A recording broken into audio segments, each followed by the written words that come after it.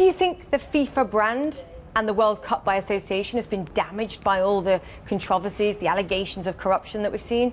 Well, I think like any sort of brand or any corporation, naturally, I think it has been damaged. But it's a real shame because what it's doing, it's taking the eye off, the World Cup itself. And with that, it's taking the eye off, if we look to Brazil as a brand, it's taking the eye off that. And it's a real shame because, the focus here is about the World Cup. It shouldn't be about FIFA. It should be about Brazil as a brand, the assets that Brazil has got to give. And with that, that should be celebrated as opposed to... We'll come back to Brazil as a brand, but what about the likes of Adidas, Coca-Cola? These names have all come out and said, look, we need to sort the situation out.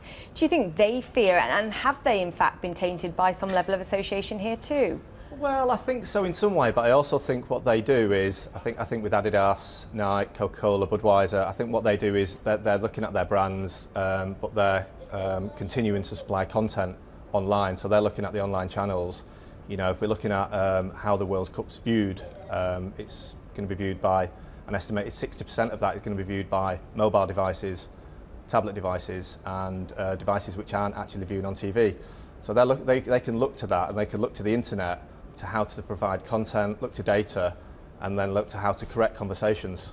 Who has the power to stop what looks to be clear corruption within FIFA? Is it the advertising revenues FIFA collects from creating these World Cup games? And it's very profitable for a non-profitable organization. It made about 100 million last year. It's got 1.4 billion, I just read, on cash reserves. So it seems to be managed as a for-profit, and wondering who has the power to basically create the overhaul that looks necessary. That's a really interesting question, and I think,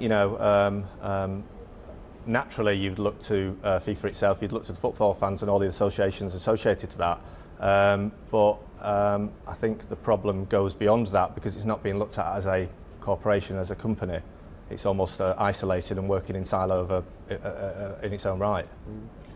You also say that brands shouldn't be lazy. This is a huge opportunity, but they shouldn't be lazy with it. What do you mean by that? Well, I think with anything like this, it's the World Cup. It's 3.2 million views. Brands can see a knee-jerk reaction to associate themselves with the World Cup without really truly understanding, Brazil, what it's about. As I mentioned earlier on, its brand assets. Yes, football, the beautiful game, is one of those, but also it's the festival, it's the party, it's the music. And I think if you truly understand that, like the likes of Adidas have, Nike in launching its campaign recently in April. It's about truly understanding the human nature of football, and I think if you celebrate that, then you get it right. Like I say, the brands that have seem to have been lazy are the people that just seem to bolt on their campaign